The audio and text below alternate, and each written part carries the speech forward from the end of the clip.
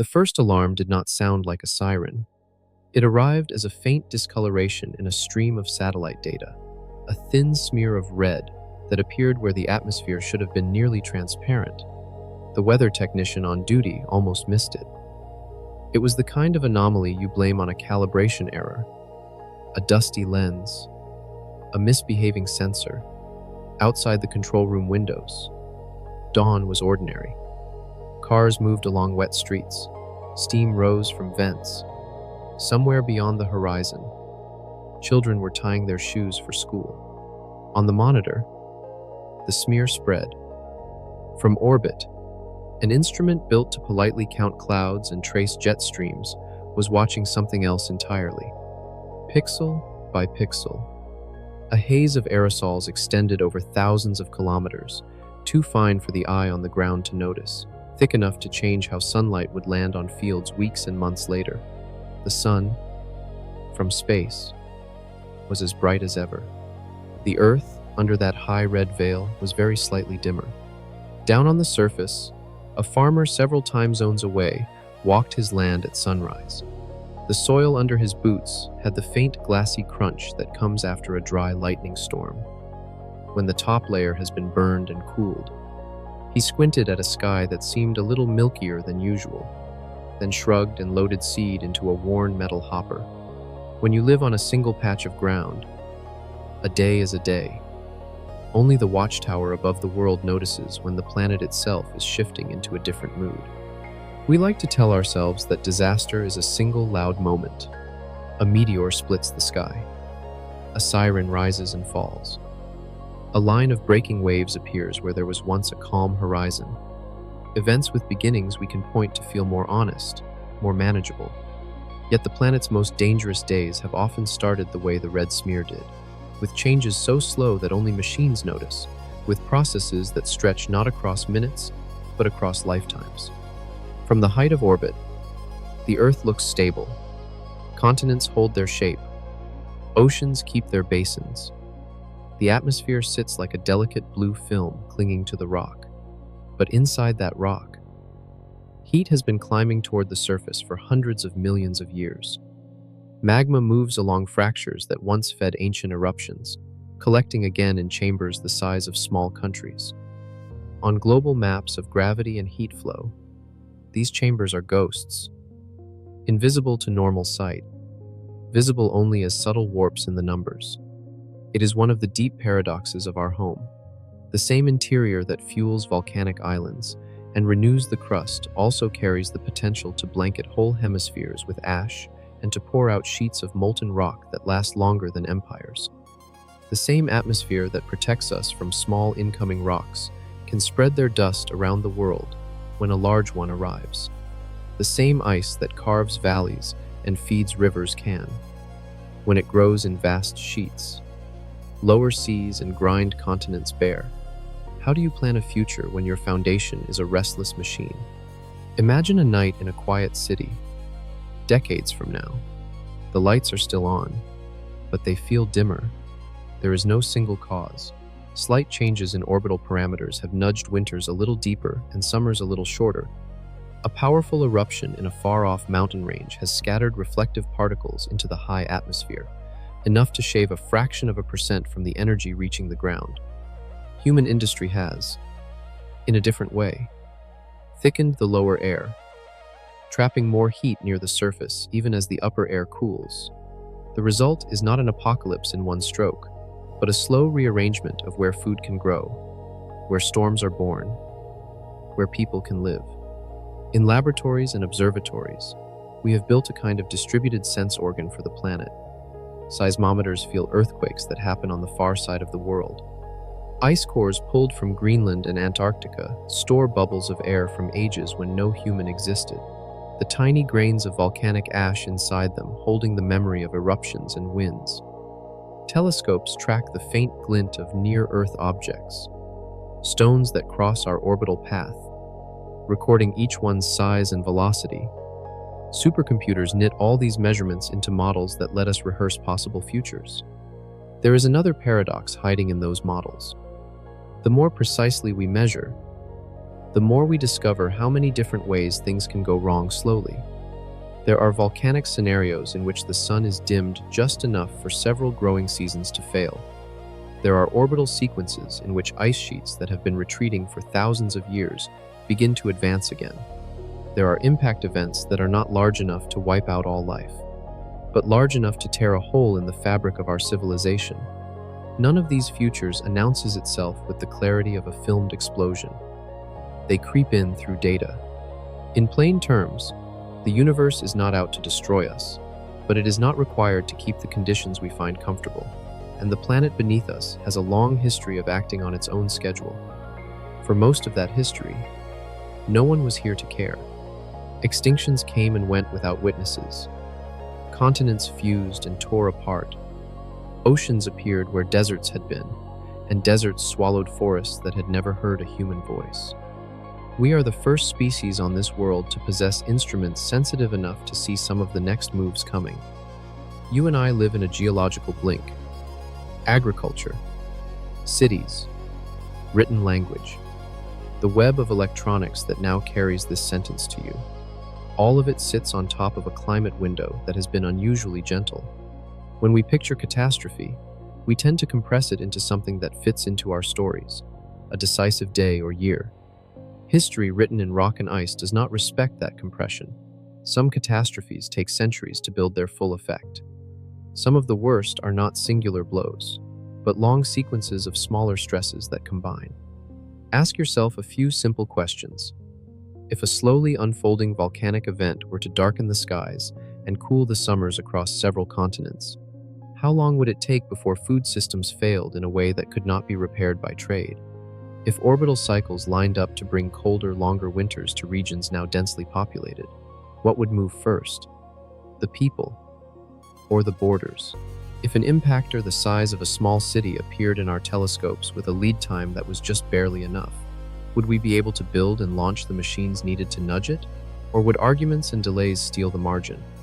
The watchtower above our world is not just one satellite. It is a network of instruments and minds. It sees faint bulges in the crust where magma is rising. It counts the pulses of distant pulsars to measure tiny variations in our planet's spin. It tracks the slow wandering of the magnetic poles, the drift of ocean currents, the change in color of forests as climate lines move north and south. Sometimes it also sees nothing unusual at all. Quiet stretches are part of the record. Yet even in the quiet, trends appear. At night, when the data traffic slows, someone on the night shift scrolls through plots that represent heat flow under the oceans, concentration of aerosols in the stratosphere, the number of new near-Earth objects added to the catalog that day. The numbers do not tell a single story. They are pieces of many stories, some encouraging, some troubling. 1,000 small adjustments to human behavior can improve some trends. Others are almost entirely outside our control. The mantle does not negotiate. The orbit does not vote. The central question is simple to state and hard to face. Can a species whose instincts and institutions were shaped to react to immediate threats learn to take seriously events that may not fully unfold for hundreds or thousands of years? We know, as a matter of measurement, that super eruptions have happened. We know that ice ages have returned again and again. We know that large impactors exist, their orbits patiently crossing ours. We also know that our own actions have become part of the forcing, altering the atmosphere in ways that change the background on which these natural variations play.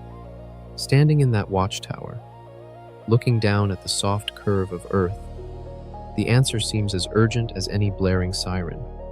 The hazard is not merely that something terrible might happen.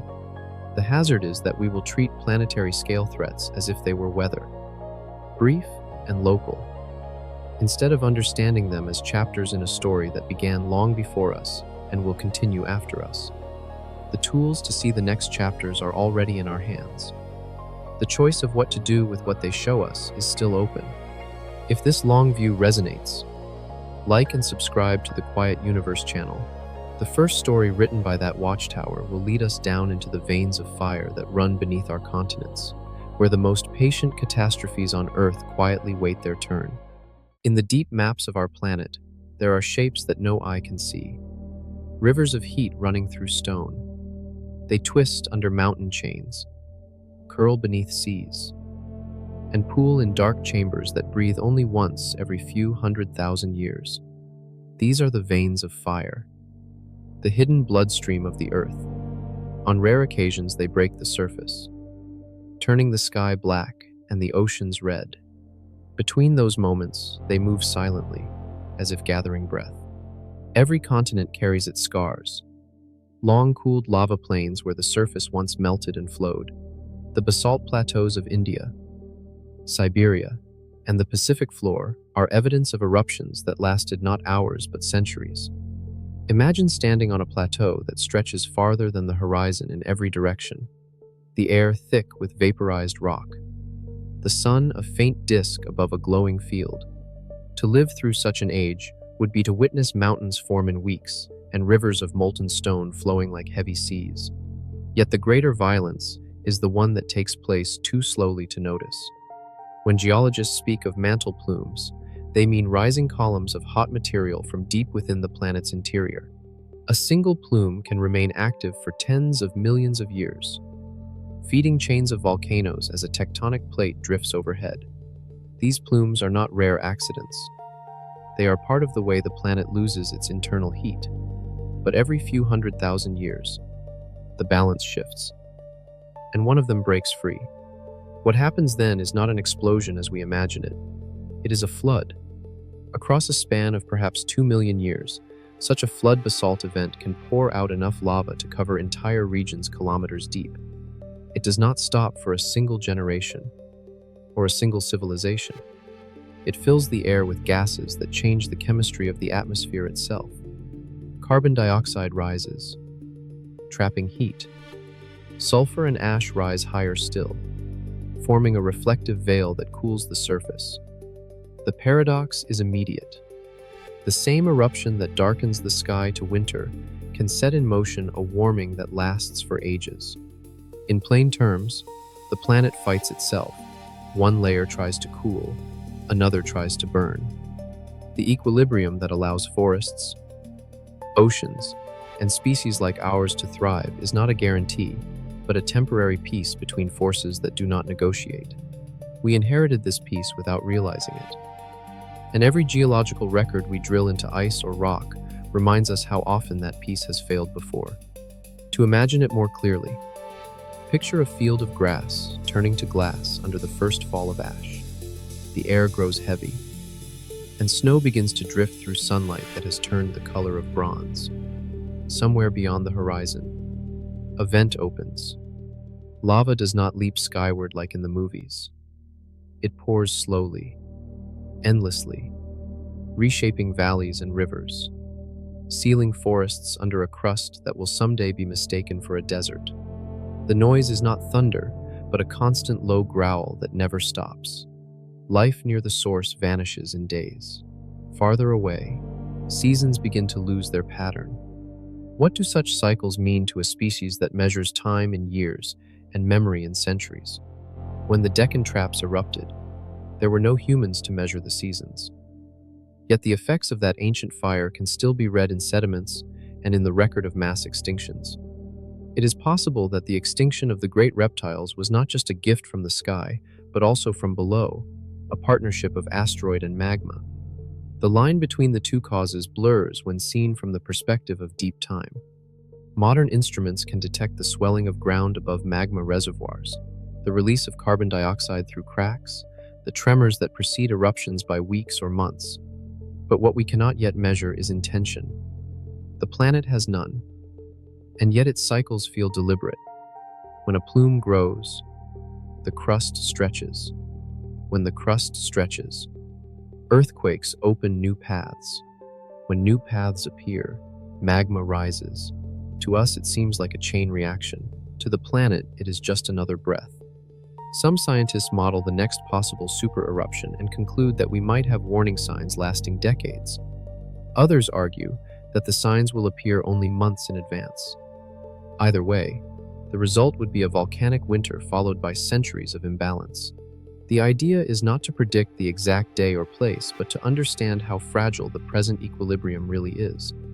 If we were to watch the temperature of the upper atmosphere drop even a few degrees while the oceans continued to warm, what story would we tell ourselves about cause and effect? For a long time, humanity has seen volcanoes as local tragedies, events confined to one unlucky country or island. In truth, every eruption of sufficient size rewrites the weather for everyone. Ash circling the stratosphere crosses borders easily. It blocks sunlight in one hemisphere while cooling seas in another. Crops fail not because of distance, but because sunlight itself changes quality. A billion tiny mirrors float above us, and the result is famine. The records from the year without summer, after the eruption of Tambora, show snow falling in June in places that had never known it before. But Tambora was small compared to the monsters in Earth's archive. A true flood basalt is not a single mountain, but an entire wound that never fully closes. To contemplate that scale is to realize how young we are as a species, how untested our systems would be if faced with the same conditions that ended ages before ours. Think of the veins of fire as the slowest heartbeat imaginable, one that beats once every few million years. Each beat reshapes continents, alters the chemistry of the air, and restarts the evolutionary clock. The last beat predates everything we call civilization. The next one, when it comes, will not announce itself with one loud blast, but with subtle tremors and changes that seem harmless at first. We will call them anomalies. We will build graphs and argue about their meaning. Then the horizon will glow. A family living near one of the monitored calderas might see the first sign as a faint shimmer at night, the ground radiating warmth where it should be cool. They will report it. Instruments will confirm it. Analysts will say it is within the margin of error. Weeks later, the first small eruption will draw crowds of cameras. Months after that, the global temperature will drop a fraction of a degree, and flights will begin to reroute. The machinery of modern life will adjust, as it always does. Believing the disruption is temporary, the real change will be hidden in the upper air, in the chemistry of clouds and the dimming of sunlight that only satellites can see. Why does it matter? Because in every layer of the rock beneath us lies the record of what happens when we underestimate time. Civilization depends on the illusion that the ground is still. Our cities rise on top of volcanic soils because they are fertile, not because they are safe. We farm the ashes of old fires, trusting they will not return. Yet the same minerals that feed the crops mark the places where the next eruption will begin. Some researchers propose that we could one day vent heat from magma chambers or draw energy from them to prevent pressure from building. Others warn that such interference might trigger exactly what we hope to avoid. The truth is that the planet's internal dynamics are beyond precise control. We can monitor, model, and prepare, but we cannot command. What we can do is remember that every quiet century is a grace period, not a guarantee. If we are honest, the greatest threat in the story of the veins of fire is not the eruption itself, but our inability to imagine it. The evidence sits in museums and core samples. Yet each generation believes itself outside the pattern. The challenge is not only technological, but psychological. We must learn to treat the planet's deep time as part of our own planning, to measure progress not only in decades, but in the rhythms of the mantle and crust. Somewhere far below us, currents of molten rock move toward places of weakness. They will reach the surface eventually, whether that is in 100 years or 1,000. When they do, the sky will darken and the sun will change color, and human history will adjust to a new calendar of warmth and ash. The watchers in orbit will record the spectacle, and our descendants will read it in the ice. The path ahead leads from these deep fires upward to the maps of ash they leave behind, where the surface of the planet becomes a record of every pulse from below. The air after a great eruption carries more than dust. It carries a story, written in particles so small they can drift for years before coming to rest. Each layer of ash that settles on the land becomes a page in a book that the planet writes for itself. a record of breath and silence. When scientists drill deep into the ground and pull up cores of sediment, they read those pages as if reading a history of light and shadow. To most of us, ash is a symbol of endings, but to the planet, it is a form of handwriting. Long after the flames fade, those pale grains continue their slow journey through the atmosphere. Some drift east, circling the planet in thin bands. Some sink quickly into oceans where they become part of the sediment, mixing with shells and dust to form new stone. Over centuries, these layers turn into a global archive, one that can be measured, dated, and compared. If you could peel back the surface of the continents like layers of paint, you would see faint horizontal stripes marking the rhythm of eruptions, an uneven barcode stretching across millions of years. In laboratories, the ash is sorted and examined under microscopes. Each particle carries a fingerprint of its source. The ratio of silicon to iron, the shape of the crystal fragments, the trapped gas bubbles, all point back to a specific eruption. By matching these fingerprints from different regions, scientists draw invisible lines across continents.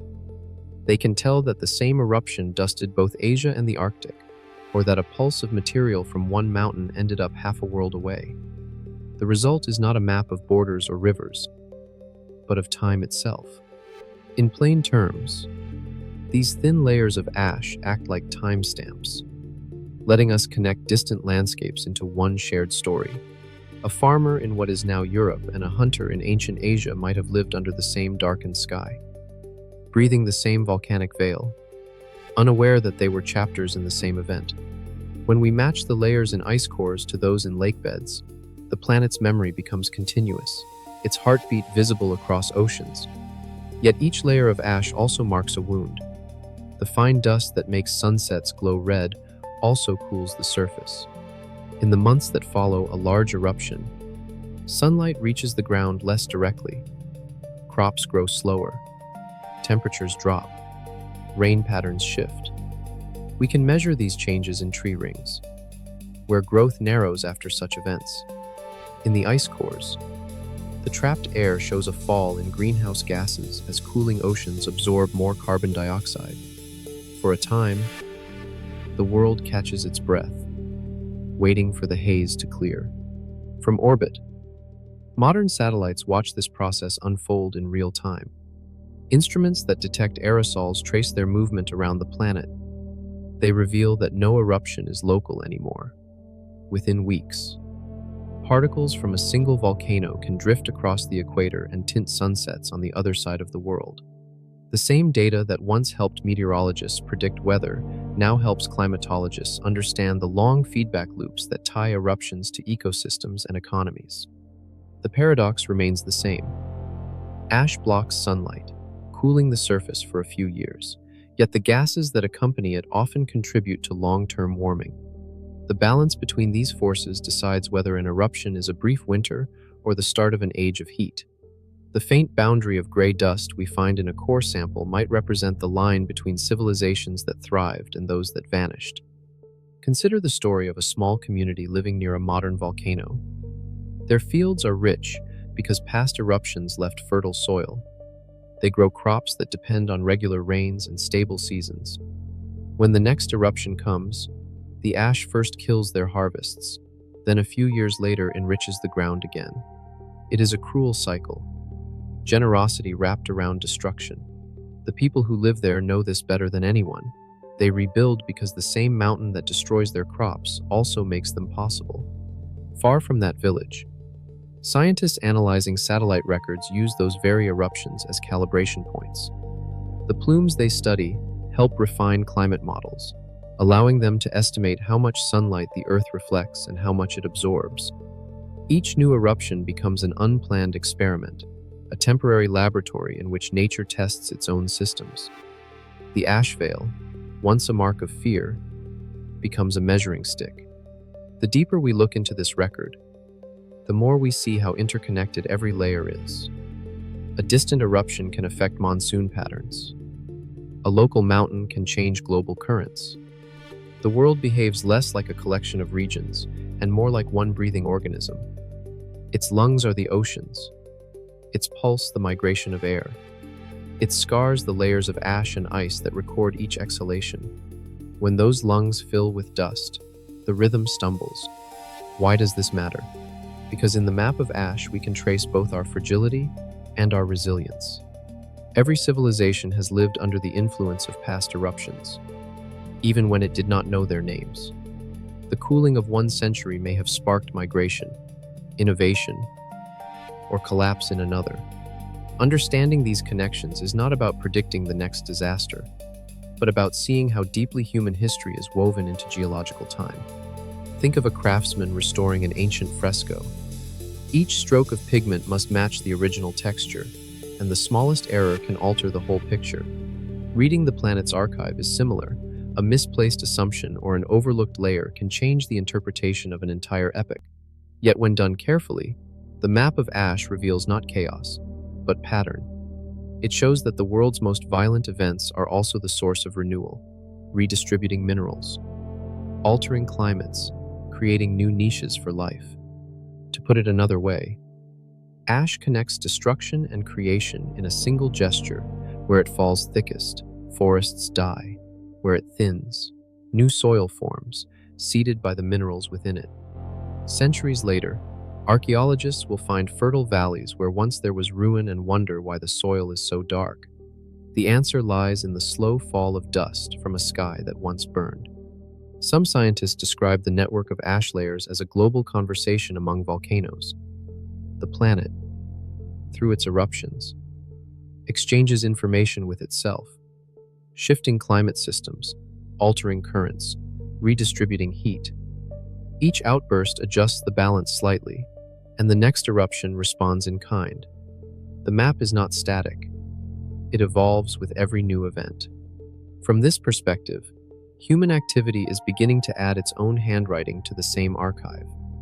The aerosols from industry, the soot from wildfires, the carbon trapped in ice, all join the geological record. Future readers, if they exist, will see a sudden thickening of layers, a dark band marking our brief but intense presence.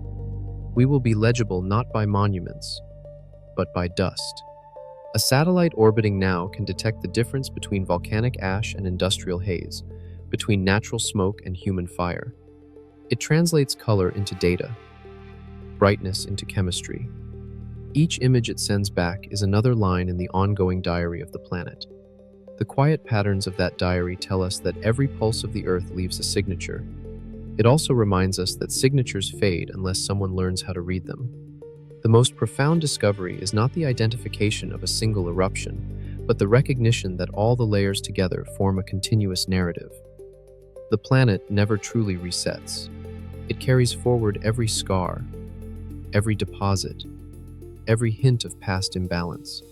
The work of understanding this is less about prediction than about humility. We are learning to read the handwriting of a storyteller that never stops writing. As we follow the trails of these ancient veils, we approach another mystery.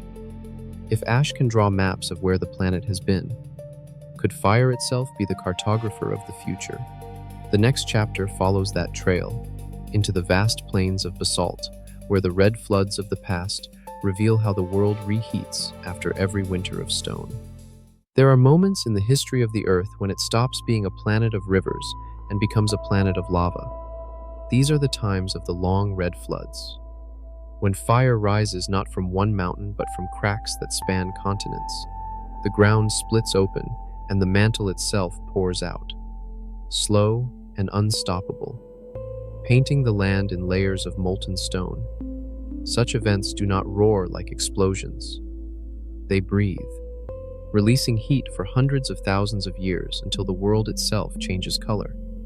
From orbit, if anyone had been watching, the spectacle would have been unreal. The night side of the planet would have glowed like a wounded star, ribbons of red stretching across half a hemisphere. From the ground, the air would have shimmered with heat even in darkness.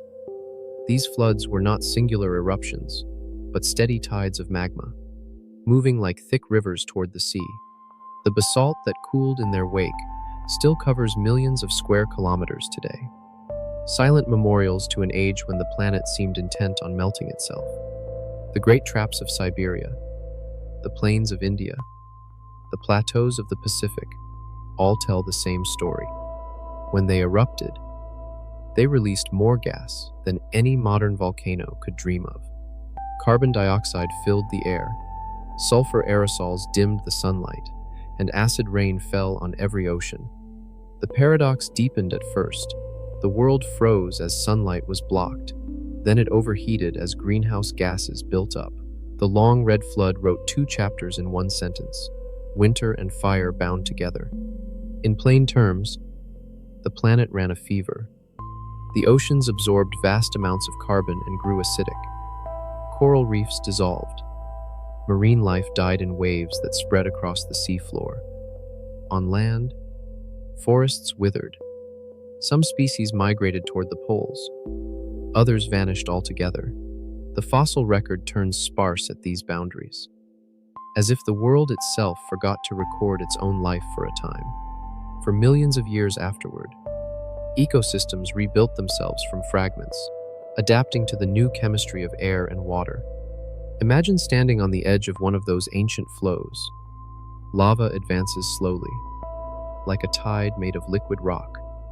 It makes no sound but a deep rumble that seems to come from inside your chest. The ground shakes as new cracks open, releasing jets of flame and gas. Ash falls, but the air is too hot for it to settle. Every horizon glows. There is nowhere to run, because the event does not come in waves but in centuries.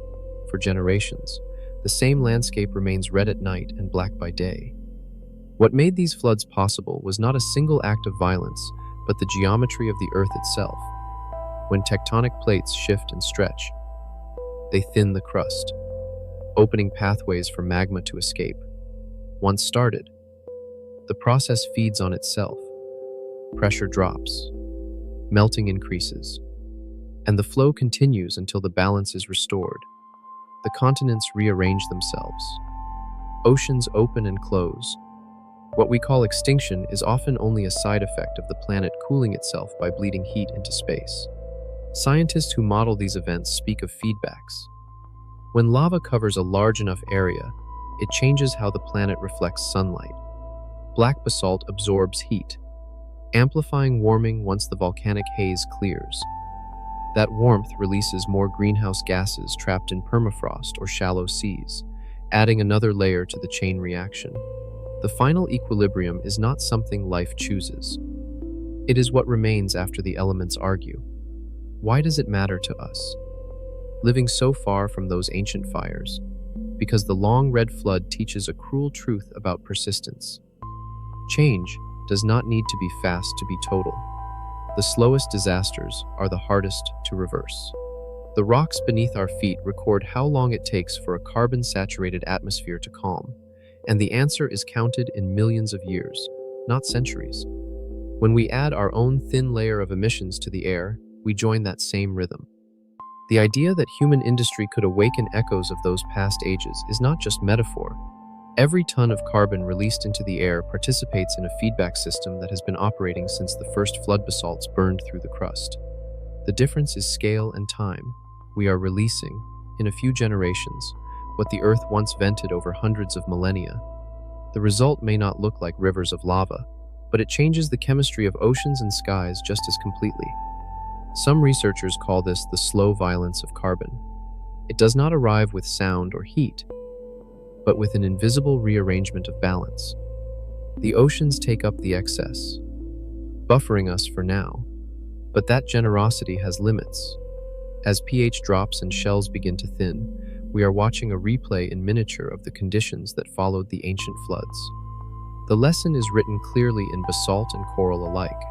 When the planet warms too quickly, the recovery is measured not in years but in epochs. In everyday language, what the long red flood tells us is that the Earth's interior and its surface are linked by a single nervous system. When one part convulses, the other responds. We are accustomed to thinking of volcanoes as isolated mountains, but they are really outlets of a global process, pressure valves for the planet's slow heartbeat. The same deep currents that feed the Hawaiian Islands may one day shift elsewhere, starting new chapters in the fiery script. At night, geologists studying the magnetic alignment in ancient lava flows see the pattern of reversals, moments when the planet's magnetic field flipped. These flips often coincide with or follow massive eruptions. It is as if the energy released from below unsettled the invisible shield above. Though the mechanism remains uncertain, the coincidence reminds us that surface life depends on a delicate balance between the deep interior and the thin atmosphere. Picture again the world after the last of the red floods cooled. The basalt plains steamed for centuries. Rain carved channels through the still warm stone. New soil began to form from minerals brought up from the mantle. Plants, hardy and small, took root in the cracks. From devastation came fertility. The modern world, with its fields and forests, owes part of its richness to those long-dead fires. Life learned to adapt not by resisting the floods, but by colonizing their ruins. Why it matters now is because the same resilience may be tested again. The Earth will continue to shift, and we will continue to add energy to its fragile systems. If the future holds new versions of these red tides, they may not come from volcanoes alone, but from the accumulated heat of our own making. The pattern will be familiar: first cooling, then warming, then recovery long after memory has faded. The difference is that this time we are aware of the script as it unfolds. Humanity has the rare vantage of being both reader and participant. We can trace the story of past floods, understand their chemistry, and see our reflection in them. The question is whether knowledge changes the outcome. Can awareness of slow catastrophe create foresight, or will it only make us better archivists of our own undoing? Somewhere deep beneath our oceans, magma still moves through unseen arteries. Seismographs register its passage as faint tremors, background noise in the planet's music. One day, a new rift may open, and a new red flood may begin, indifferent to whether our species is there to name it. Until then, the memory of past floods stands as both warning and invitation, urging us to think on a scale worthy of the world we inhabit. As the red stone cools and hardens, it becomes the foundation for the next story, the moment when the heat finally gives way to cold, and the planet begins to rebuild its clock of ice. When fire yields, ice inherits the world. Every cycle of heat leaves behind a counterstroke of cold, as if the planet keeps balance through opposites. The great glacial ages that have come and gone are not random chills. They follow a rhythm, slow and predictable, written in the geometry of Earth's orbit and the tilt of its axis. The planet turns not only on its daily spin, but also in wider loops that pull sunlight toward or away from the poles. Each adjustment, small on paper, reshapes the climate of an entire world. From above, the Earth looks calm, a blue marble under a steady sun, yet the light that touches it is uneven. Sometimes the orbit carries the planet slightly farther from the star, making summers faintly weaker. Sometimes the tilt of the axis leans less, reducing the contrast between seasons. These shifts happen over tens of thousands of years. The difference is measured in a few degrees or a few million kilometers, but it is enough. The snow that survives one summer becomes the seed of the next. Over centuries, those seeds accumulate, and the white spreads. At first, it begins with local glaciers thickening in mountain valleys. Rivers freeze earlier each year. Lakes hold their ice longer into spring. Then, as more sunlight bounces off the growing sheets, the cooling feeds itself. Reflection becomes a force. The bright skin of the planet throws the warmth back into space, and the winters lengthen. What begins as a small correction becomes an era. In plain terms, this is the work of orbital mechanics translated into weather. The cycles of eccentricity, tilt, and precession act like gears in a hidden clock. When their teeth align in a certain pattern, the dial of temperature slides toward cold. When they misalign, warmth returns. It is a system that does not need intention to function. It only needs time. Imagine a landscape after the gears have turned toward ice. A plain of rock, once green, now lies under a kilometer of frozen water. The air above it sparkles with fine crystals that turn sunlight into halos. Beneath that surface, pressure builds until the ice flows outward like a slow river, carving valleys and grinding mountains to dust. It is silent except for the deep groan of moving glaciers. If you were standing there, you would not notice the change from one year to the next. Yet a satellite would see the line of white advancing south like an invading army. To us, the last ice age feels distant, but in the record of the Earth, it ended only yesterday, 10,000 years ago. Great ice sheets still covered much of the northern continents. They stretched from what is now the Arctic Ocean down into the heart of North America and Europe. Sea levels were more than 100 meters lower. Where cities now stand, there were plains of frozen dust. Our ancestors walked there, following herds across the bare shelves that are now underwater. The rhythm that produced those ages is still operating. The next alignment will eventually come. Some astronomers estimate that, without human influence, another ice age would begin tens of thousands of years from now. Yet our additions to the atmosphere have delayed it. Carbon dioxide, once at its lowest levels in millions of years, is now higher than at any time in human existence. The clock of winter still ticks, but its hands have been forced out of sync. What this means is that the planet remembers even when we forget. The snowfields in Greenland and Antarctica still hold the frozen echoes of past cycles. Drilled ice cores show the pattern as clear as a heartbeat. Temperature rises and falls. Carbon follows. Then the light changes. Each spike in the data is an age of warmth. Each dip a long descent into cold. By studying those frozen layers, scientists can reconstruct not only climate but the chemistry of ancient air. The bubbles trapped inside the ice are tiny time capsules, whispering the exact balance of gases that once decided the fate of continents. Why does it matter? Because the clock of winter defines the boundaries of everything alive. Ecosystems form and vanish in its rhythm. When the ice retreats, forests expand and animals migrate. When the ice advances, deserts widen, oceans drop, and species are forced to move or perish. Human civilization was born during one of the intermissions, a brief lull between two cold ages.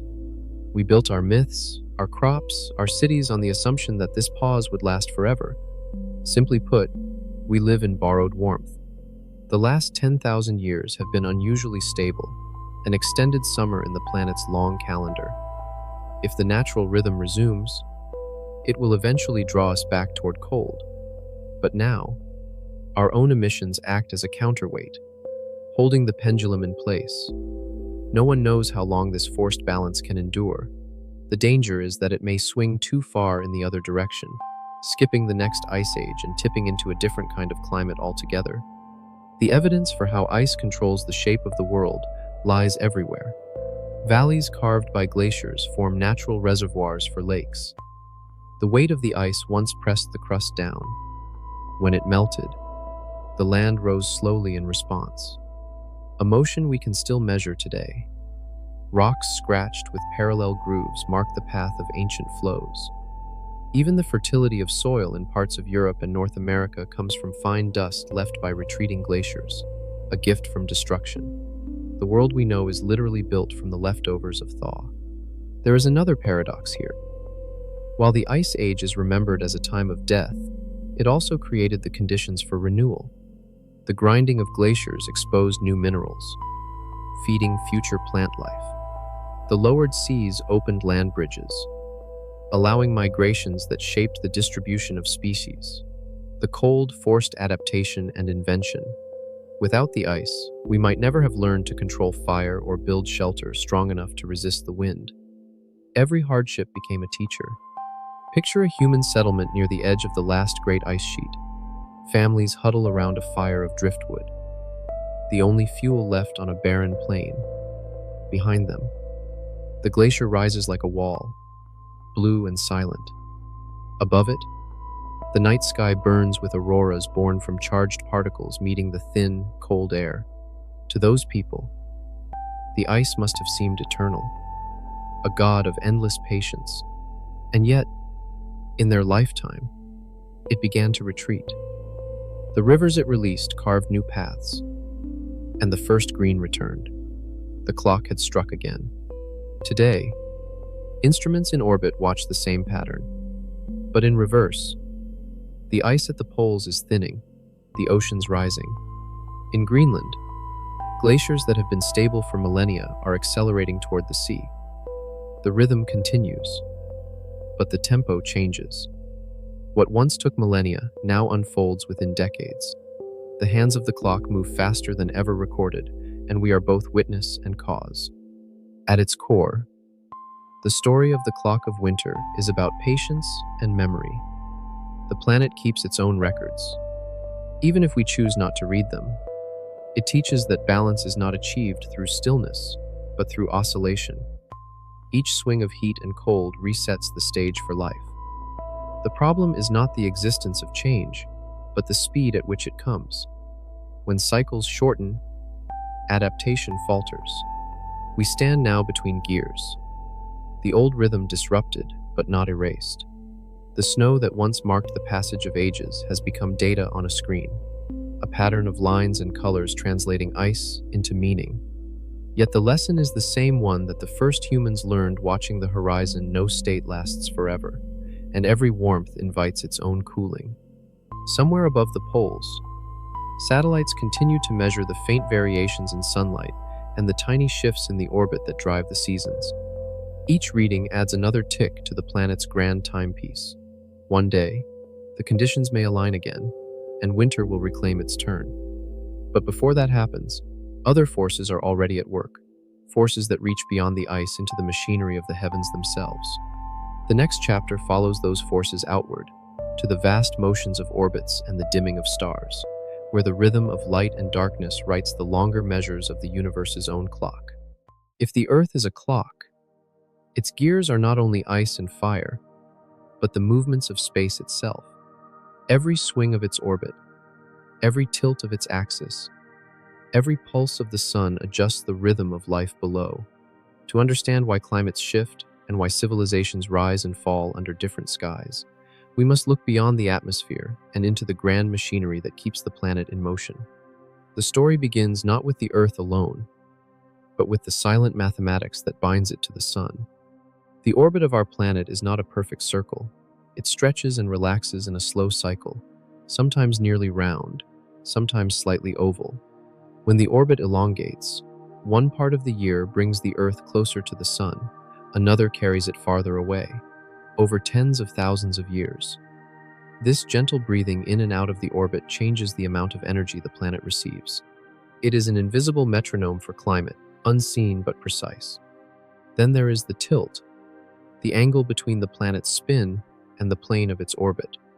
It is this tilt that gives us seasons, that makes the poles dark in winter and bright in summer. But the tilt itself is not fixed. It wobbles, slowly, rhythmically, over about 40,000 years. It leans more or less toward the sun. A small difference in tilt can mean enormous differences in heat reaching the poles. When the tilt is greater, its seasons grow extreme. When it is smaller, winters soften, summers cool, and glaciers begin to form again. To these two motions we add a third precession, the slow circle traced by the Earth's axis like a spinning top losing speed.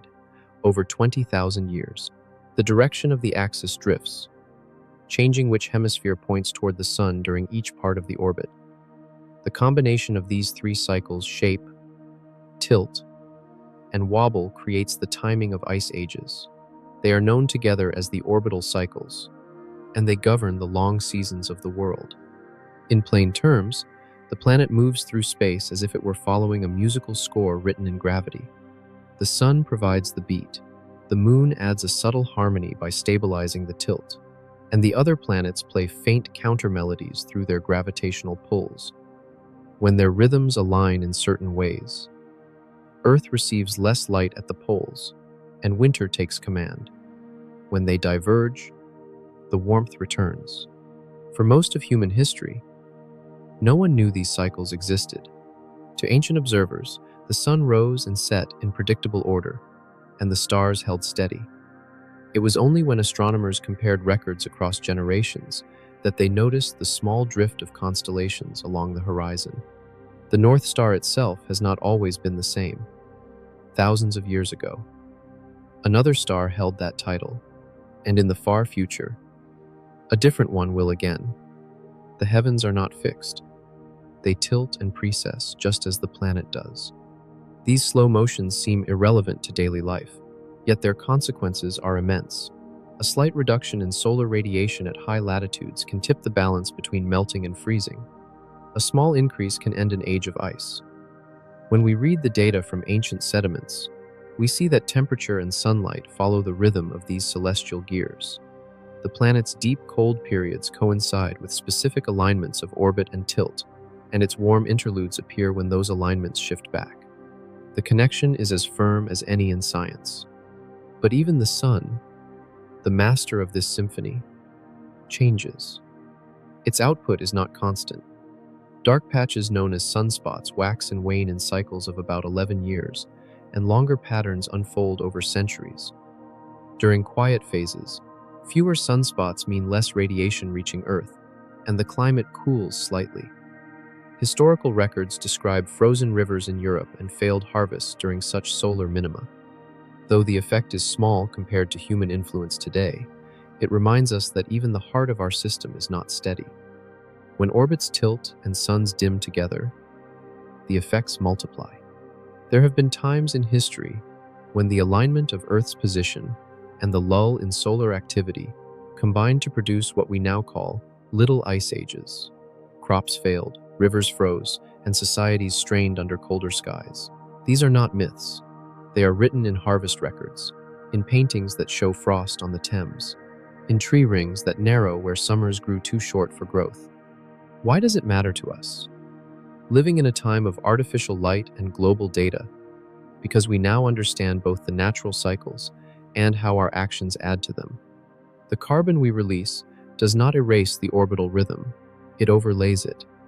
We are, in effect, adding a new beat to the ancient clock, one that pushes warmth in the opposite direction of the long, slow cool that would otherwise be due.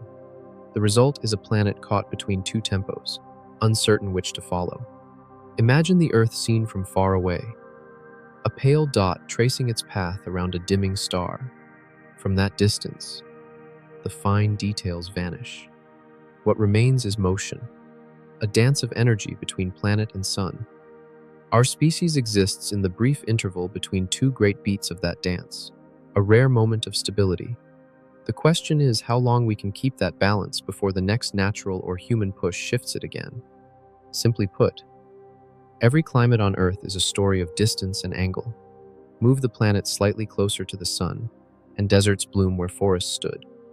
Tilt it a few degrees, and ice returns to the north. Diminish the sun's output, and entire civilizations may migrate toward the equator. The equations that describe these relationships are complex, but the principle is simple. Small motions make big worlds. Some astronomers extend the same logic beyond our system. They look for exoplanets orbiting other stars, measuring their tilts and distances to guess whether they might harbor oceans or glaciers. What we learn about their stability reflects back on our own. Many worlds appear locked in positions that give them endless storms or permanent frost.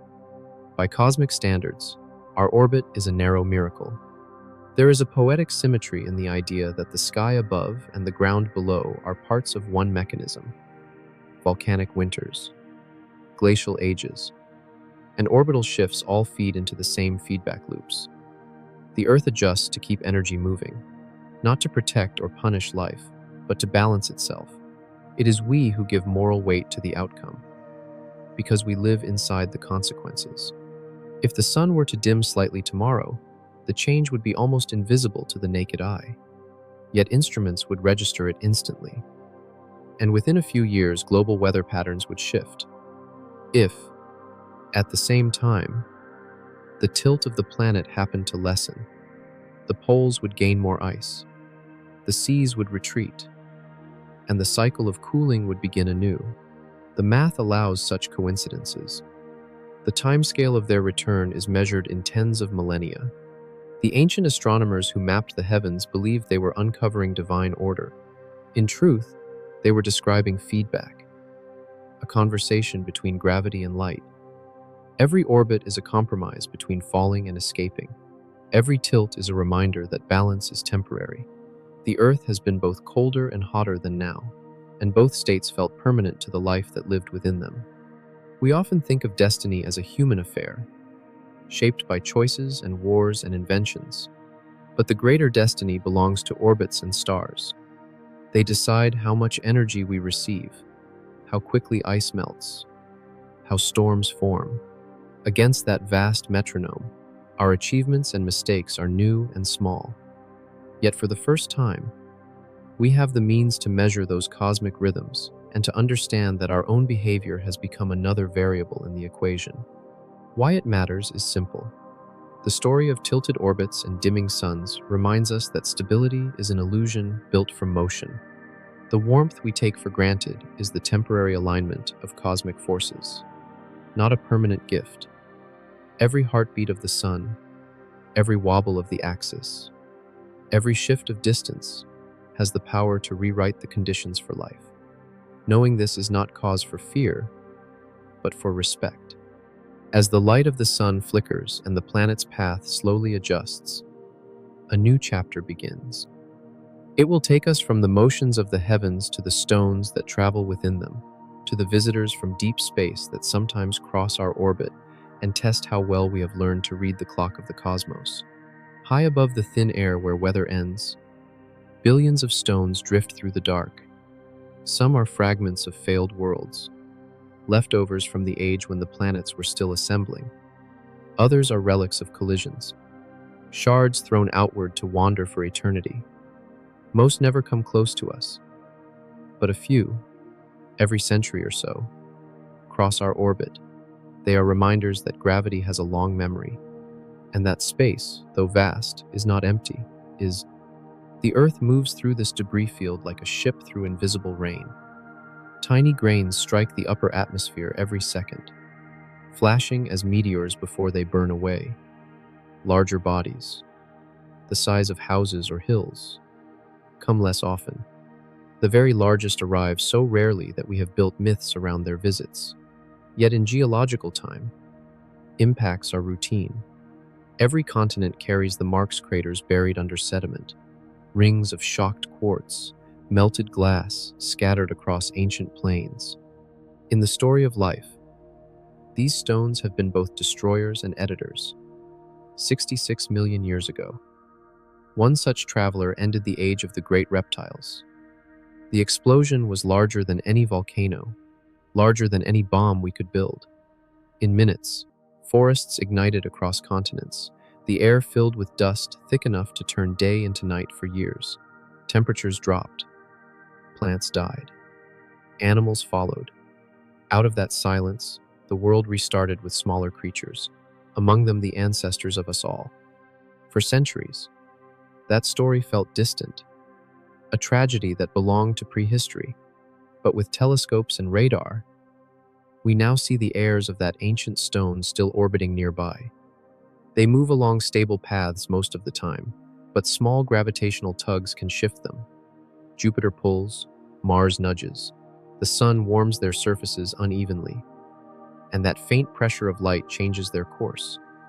Over millions of years, a harmless orbit can evolve into one that intersects ours. The universe never stops adjusting the aim. In plain terms, the solar system is a shooting gallery where the targets move as much as the bullets. The Earth's atmosphere protects us from the smallest stones, but above a certain size, no shield can absorb the impact. We learned this the hard way on June 30th, 1908, when a rock exploded over the Tunguska River in Siberia. It flattened forests across 2,000 square kilometers. No crater was left, only scorched trees lying like matchsticks in a radial pattern. Had it arrived 4 hours later, the explosion would have occurred above a major European city. Since then, we have found and tracked tens of thousands of near-Earth objects. Their names and numbers fill long catalogs, each entry a prediction of position and velocity, Computers simulate their orbits decades into the future, marking the ones that might come uncomfortably close. Most pass at safe distances. A few cross our path within lunar range. Each discovery is both comfort and warning. Comfort because we can see them coming. Warning because there are still many we have not found. Why it matters is that detection is time itself. With enough warning, we can act. Without it, we can only watch. The physics of deflection is simple on paper but difficult in practice. A small push given years in advance can shift a rock's future position by thousands of kilometers. A nuclear blast, a kinetic impact, or the steady tug of a gravitational tractor could work if applied early. But if we wait until the stone is close, the same methods fail. Force scales poorly against time. To demonstrate the principle, scientists have begun real tests. In 2022, a spacecraft deliberately collided with a small asteroid named Dimorphos, altering its orbit slightly around its companion. The result was proof that humanity could, in theory, change the trajectory of a celestial body. It was a small act, but symbolically enormous. For the first time, a planet had reached outward to nudge another object on purpose. A species born in the debris of old impacts had learned to send its own warning shot into space. Yet the universe answers with irony. The more capable we become of redirecting stones, the more we recognize that we are also capable of sending them. Every rocket, every explosion, every fragment of satellite adds to the clutter around our world. We have surrounded the planet with a shell of debris, each piece tiny but fast, each one a potential bullet. The same logic of impact that threatened us from outside now threatens us from within. The stones that once aimed at us have taught us to aim back, even unintentionally. Simply put, the boundary between natural and artificial impacts is blurring. A century ago, the sky was innocent. Now, the catalog of objects in orbit grows daily. Some are working satellites, some are dead machines, some are fragments from collisions we caused. Their paths intersect and drift, each capable of spawning a chain reaction if struck.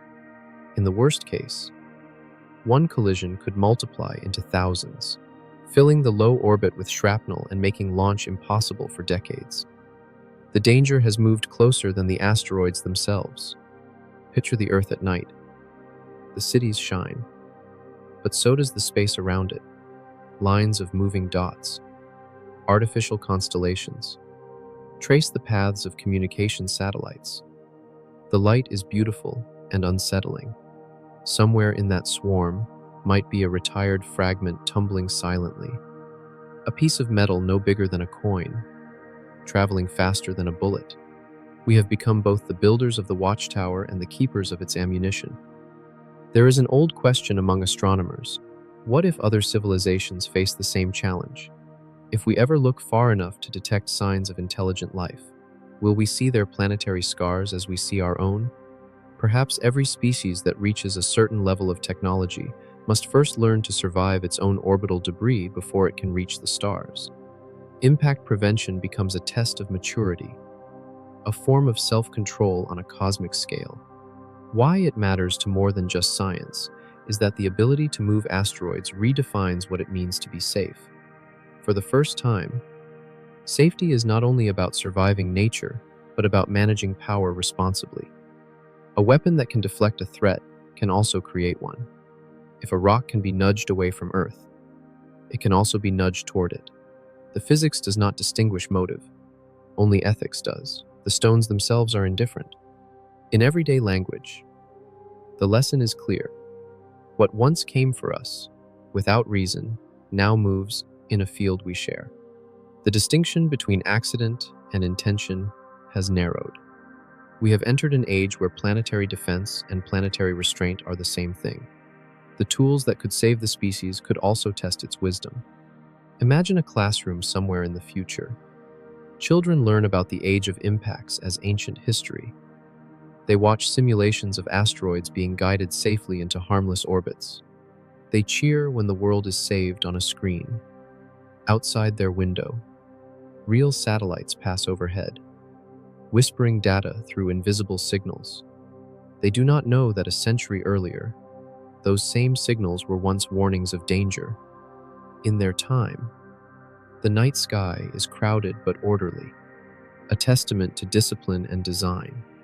But discipline has to be renewed. The same gravitational tugs that move natural rocks also shift our creations. Orbits decay, machines fail.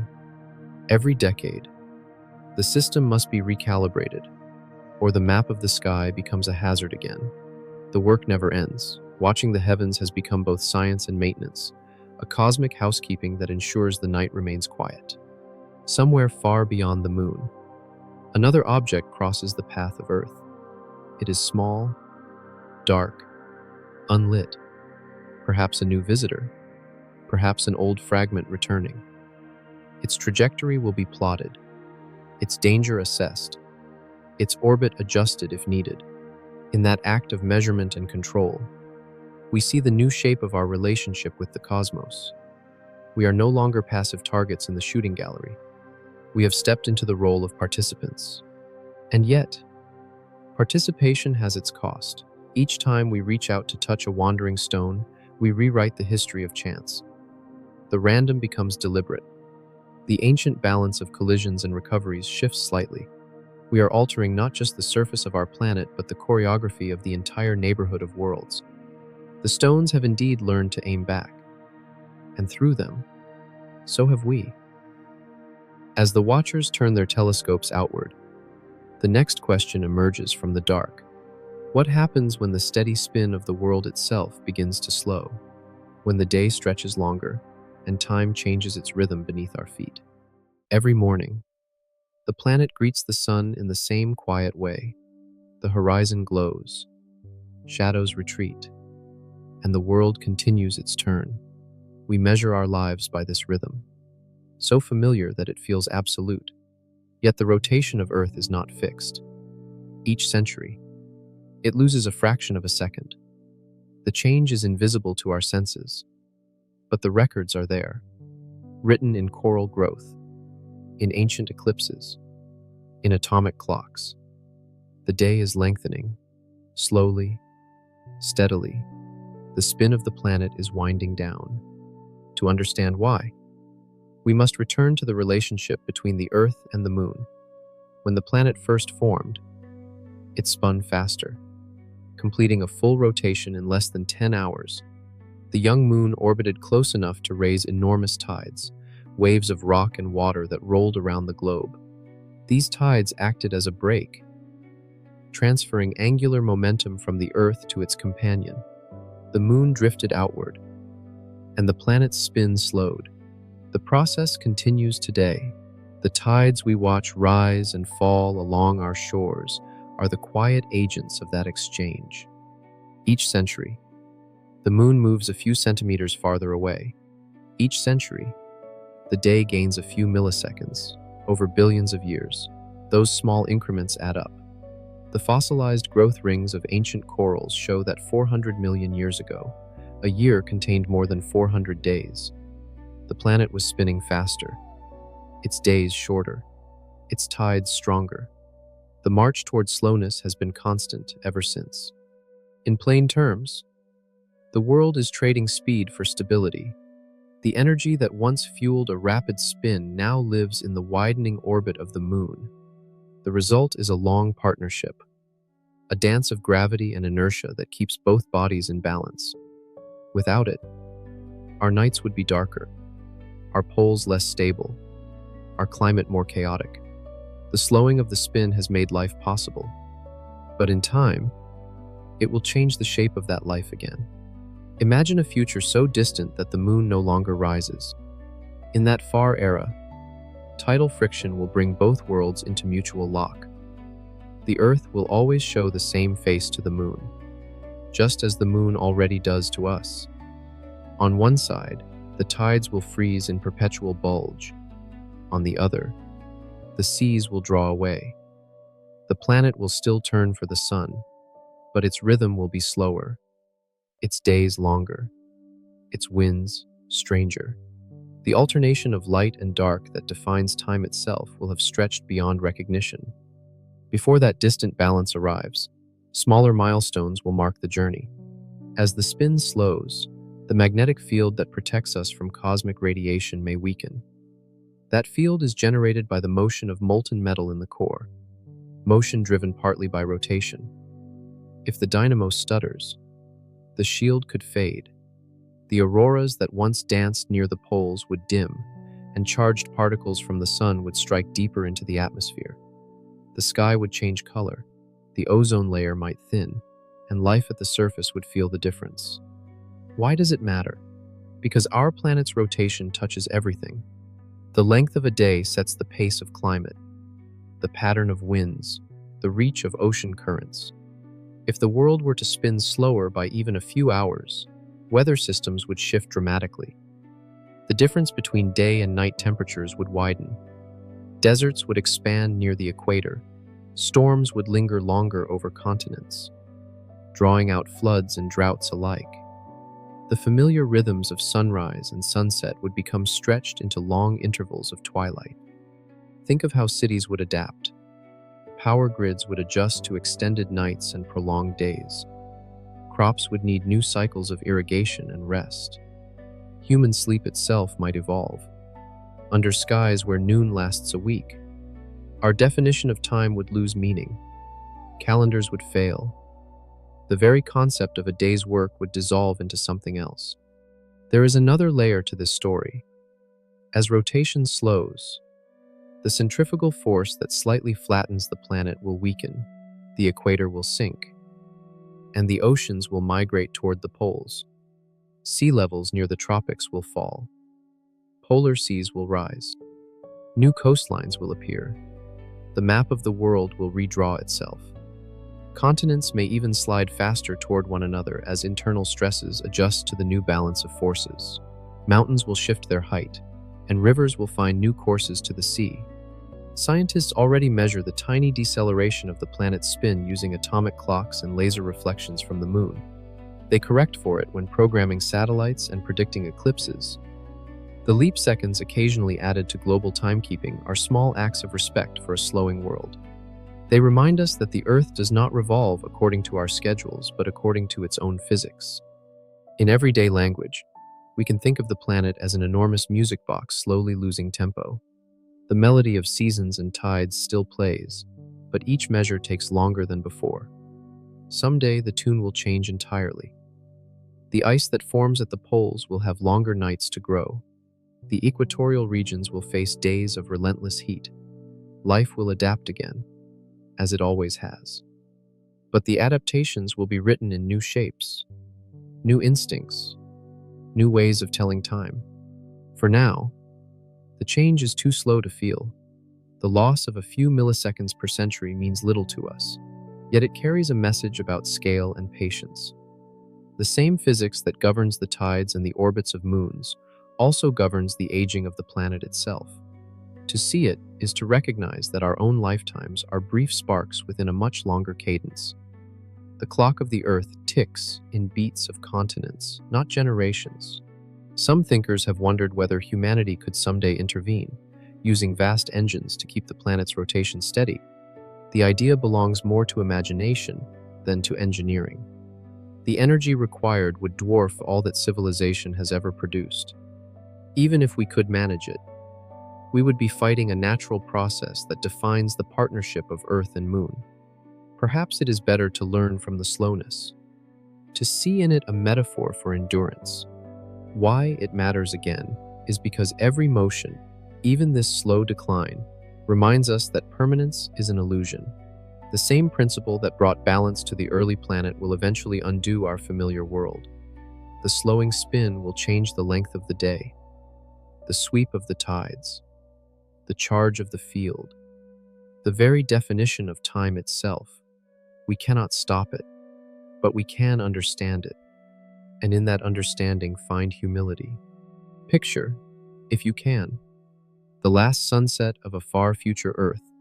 The sun hangs longer in the sky, sliding so slowly toward the horizon that entire civilizations have risen and fallen since its last setting. The oceans gleam like bronze. The moon, larger in the sky from its closer return during tidal lock, mirrors the light in a still sea. The planet turns once every 1,000 hours, a world of long shadows and steady winds. To those who live there, it will feel normal. They will call it home. And as they look up at that heavy sky, they may remember that there was once an age when day and night shared equal measure, when time moved faster, when the world seemed young. From their long dusk, they might trace their lineage back through records and myths to a people who first noticed the slowing and wondered what would come next. The next chapter follows that wonder into the human realm, when conflict and creation begin to mirror the planet's slow drift, when wars, like seasons, stretch longer, and humanity learns that not every darkness comes from nature alone. There are nights on this planet that arrive not from space, but from human hands. When armies fight with fire, they pull a false eclipse across the world. It begins as a flicker on the horizon, a city burning, a forest turned to smoke. Then the wind takes the ashes and lifts them higher, until the sky itself becomes a participant. The smoke spreads into the stratosphere, joining with soot and dust to form a shroud that circles the planet. The sun dims, the temperature drops, crops fail. It is a season of shadow that humanity creates for itself. In the 20th century, this idea took on a name: nuclear winter. It was born from the realization that enough explosions could do what volcanoes once did naturally, sending soot high enough to block sunlight for months or even years. The models were grim. A few hundred firestorms could darken skies across hemispheres. Photosynthesis would stall, rainfall would weaken, and famine would follow. It was a scenario in which victory and defeat became meaningless, because both sides would inherit the same cold silence. The concept was controversial, but its logic was sound. The energy of atomic fire is measured not only in its blast, but in its smoke.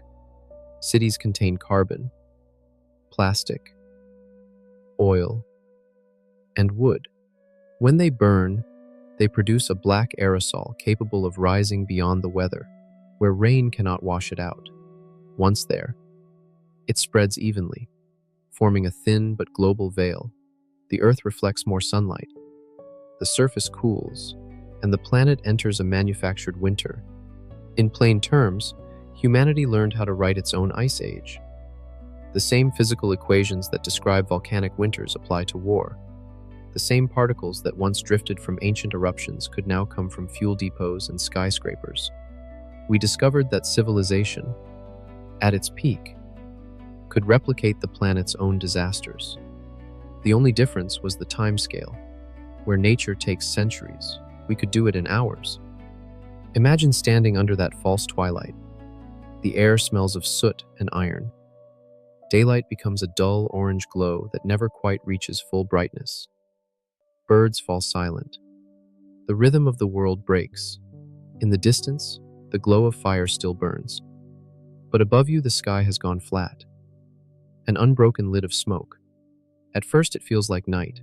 Then, when it lasts for weeks, it becomes something else, a suspension of time. An extended dusk that teaches the meaning of loss more effectively than any speech or monument. Scientists who study this scenario do not speak in metaphors. They calculate. They feed numbers into models that simulate atmospheric circulation, radiation transfer, and crop yields. The results are consistent. Even a small regional conflict could cool the global average temperature by several degrees. Grain belts would fail. Oceans would absorb less heat and more carbon dioxide, changing weather for years. The survivors would not face a blast, but a slow famine, a long night following a brief flash. Why does this matter? Because it shows that the boundary between natural and human catastrophe has dissolved. We are now part of the same system that once operated independently of us. The atmosphere does not care whether its soot comes from volcanoes or from bombs. It only reacts to physics. The lesson is not just about restraint, but about participation. We are no longer passengers in the climate machine. We are one of its moving parts. There is an irony in how the tools of defense became the tools of extinction. For most of history, night was something to fear, yet also something to rest under. We lit fires to push it back. Then, in mastering fire completely, we found a way to bring permanent darkness. The more we learned to imitate the forces of the planet, the more those forces began to imitate us. At its core, nuclear winter is a feedback loop of intent and indifference. Human decision triggers combustion.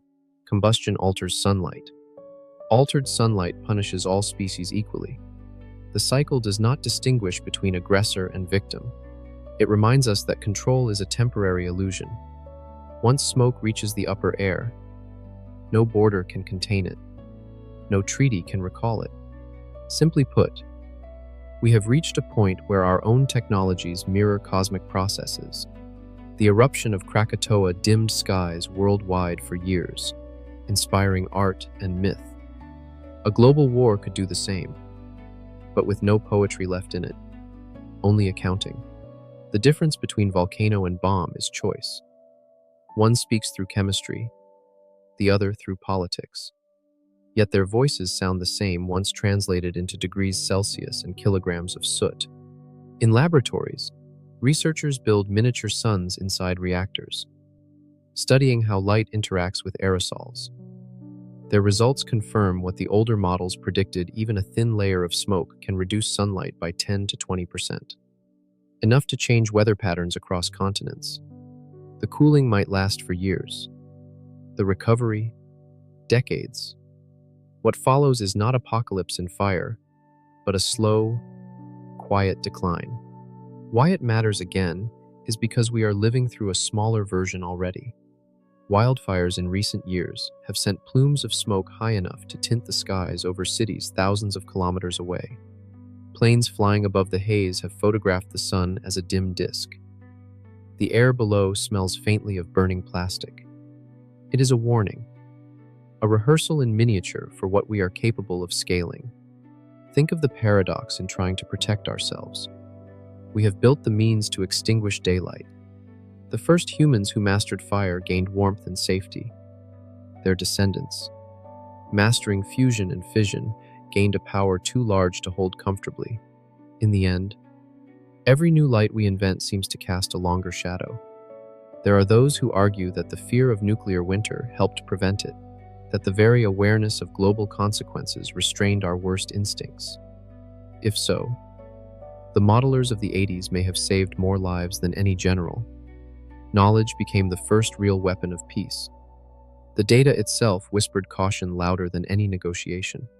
Yet complacency grows as memory fades.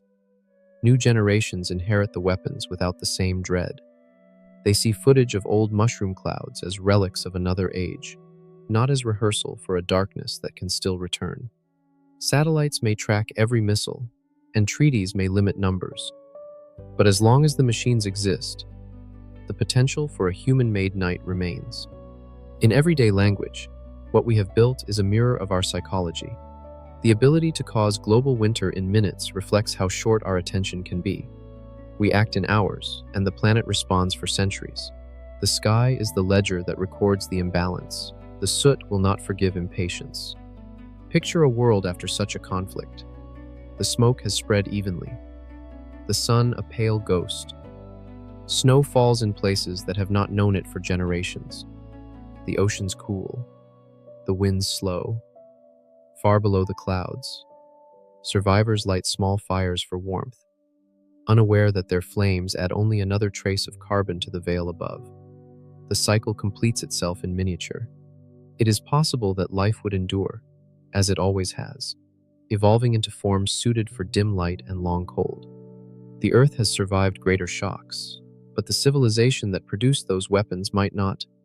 The ruins of its cities would become new geology, layers of concrete and steel pressed into future rock. The next sentient beings, if they come, might read our story in the soot trapped within those layers, the same way we read the record of ancient volcanoes. Why this chapter belongs in the chronicle of the planet is clear. The war that teaches night is not just about destruction. It is about recognition. It shows that power without perspective becomes self-erasing. To wield the energy of stars requires the wisdom of seasons. And that is what we still lack. The lesson is not how to fight better, but how to choose daylight deliberately. From this long twilight of our own making, the story turns toward what follows when the smoke clears, when the sun returns weakly to a scarred horizon, and we begin to ask what kind of meaning can survive after everything else is gone.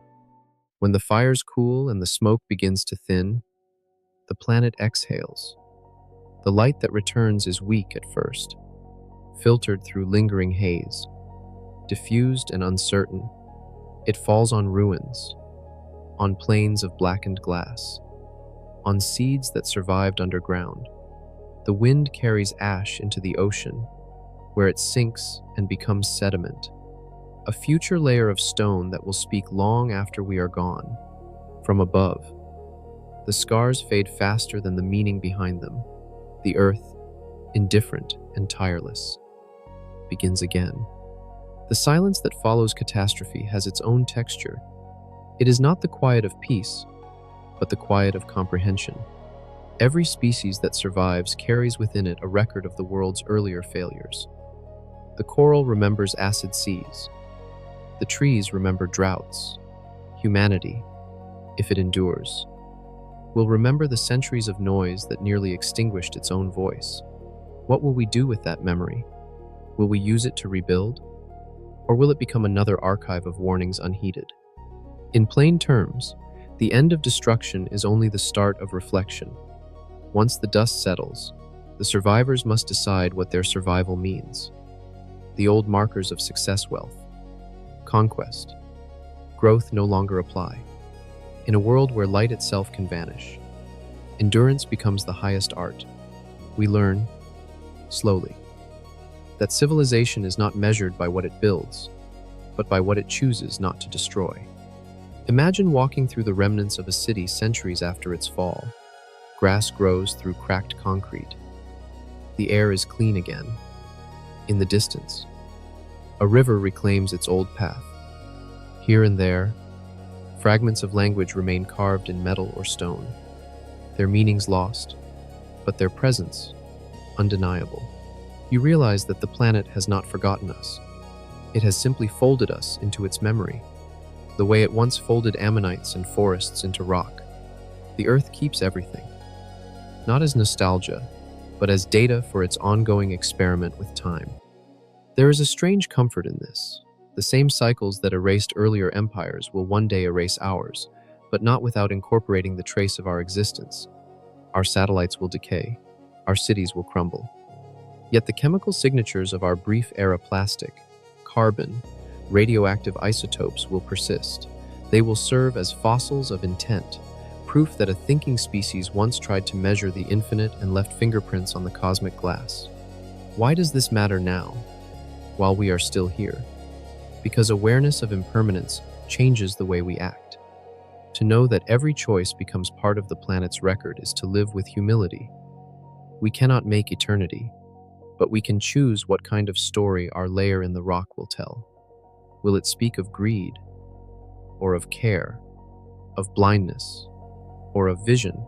The difference lies in how we treat the few moments of light we are given. The planet has always been the quiet teacher of patience. It moves in centuries and epochs, not in hours. From the perspective of deep time, all our revolutions, wars, and inventions blur into a single flicker.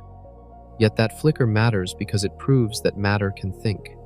For a brief window, the universe looked back at itself through our eyes. If we vanish, that mirror will close, and the cosmos will go on unobserved until another form of awareness arises. Some philosophers once said that consciousness is how the universe knows it exists. If that is true, then every mind is a continuation of creation, not separate from it. The stars forged the atoms that make our thoughts, and now those thoughts have begun to map the stars. It is a closed loop, elegant and fragile. The tragedy of extinction would not just be the loss of species or culture, but the silencing of that loop, the return of the cosmos to its earlier solitude. Picture the future far beyond our own. The continents have shifted. The seas are different. The moon hovers closer in its final embrace. Perhaps no humans remain. But somewhere in the sedimentary record lies a stratum rich in metal and carbon, the unmistakable signature of technology. New beings, evolved from other survivors, may find it and wonder who we were. They might feel what we feel when we hold a fossil in our hands, a sense of kinship across unimaginable time. Simply put, survival is not enough. To exist is to be remembered, and to be remembered is to leave meaning. Not just evidence. The mark of intelligence is not dominance, but stewardship, the ability to see oneself as part of a sequence rather than its end. If we learn this, the next civilization born from the ashes of ours may rise with less arrogance and more grace, knowing that progress is only stable when it listens to the rhythms beneath its feet. The long history of this planet shows that light always returns, though it never looks the same twice. After each darkness, the color of dawn changes slightly, filtered through new air, refracted by new oceans. Perhaps consciousness itself evolves in a similar way. Each age learns a little more about balance before the next test begins. The fires of youth cool into reflection. The reckless engines of growth slow into understanding. The day may be longer now, but it carries a quieter wisdom. Why it matters finally is that the story of the universe is not about endings, but about continuities. The elements in our blood once belonged to stars, and someday they will return there. Between those two eternities, there is a brief moment where the atoms can think, love, and choose. That moment is the miracle. The goal is not to extend it forever, but to fill it with awareness. At its heart, the philosophical echo of our era is simple. The cosmos is patient, but meaning is not. Meaning must be made here, now, in the small window where thought and light coexist. When the spin of the planet finally stops, when the last sunrise lasts 1,000 years, there may still be minds, human or otherwise, to remember that for a while. One species looked up and tried to understand. And so the final question lingers across the darkened horizon. If the universe gives us time only long enough to awaken, what will we choose to do with the light that remains?